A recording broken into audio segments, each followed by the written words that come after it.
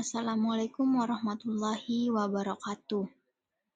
Perkenalkan nama saya Dina Riawan dengan NPM 2023102488.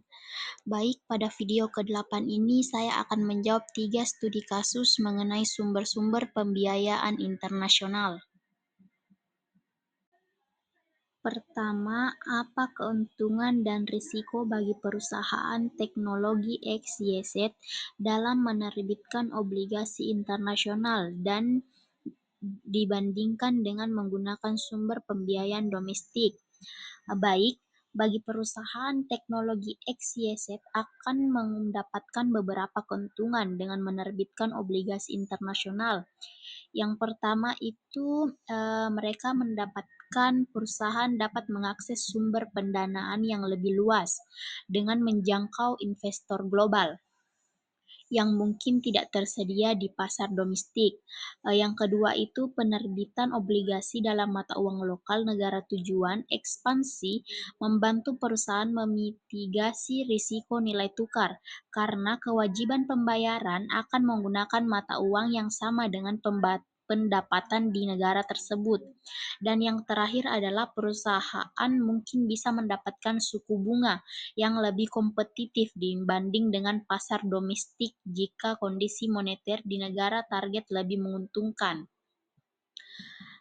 Namun ada pula resiko yang perlu ditimbangkan.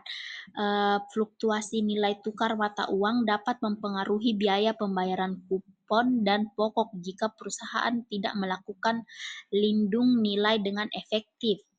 Tak hanya itu, perusahaan akan menghadapi risiko regulasi dan politik di negara-negara Asia Tenggara yang mungkin berbeda dengan kerangka hukum di Amerika Serikat. Terus biaya transaksi dan compliance untuk penerbitan obligasi internasional cenderung lebih tinggi dibandingkan dengan obligasi domestik.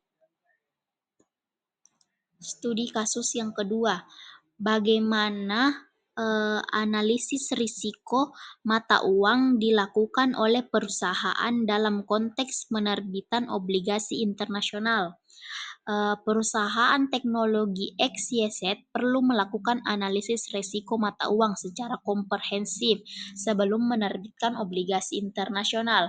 Langkah pertamanya yaitu mengidentifikasi eksposur mata uang yang timbul dari penerbitan obligasi dalam mata uang asing.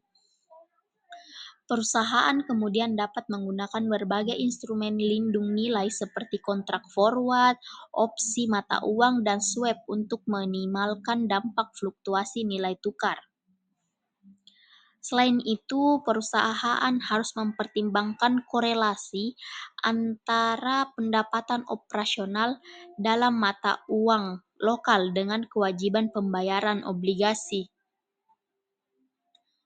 Jika pendapatan perusahaan di Asia Tenggara juga dalam mata uang yang sama dengan obligasi, maka secara alami risiko mata uang akan terkurangi.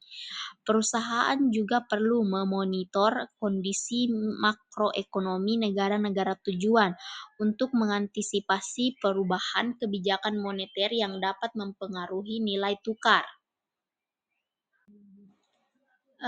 Studi kasus yang terakhir, bagaimana peluang ekspansi ke pasar Asia Tenggara dan peningkatan nilai perusahaan. Ekspansi ke pasar Asia Tenggara melalui penerbitan obligasi internasional dapat memberikan beberapa manfaat strategis bagi perusahaan teknologi XYZ. Yang pertama, pertumbuhan ekonomi yang pesat di kawasan ini menciptakan peluang besar untuk meningkatkan pendapatan dan pangsa pasar perusahaan.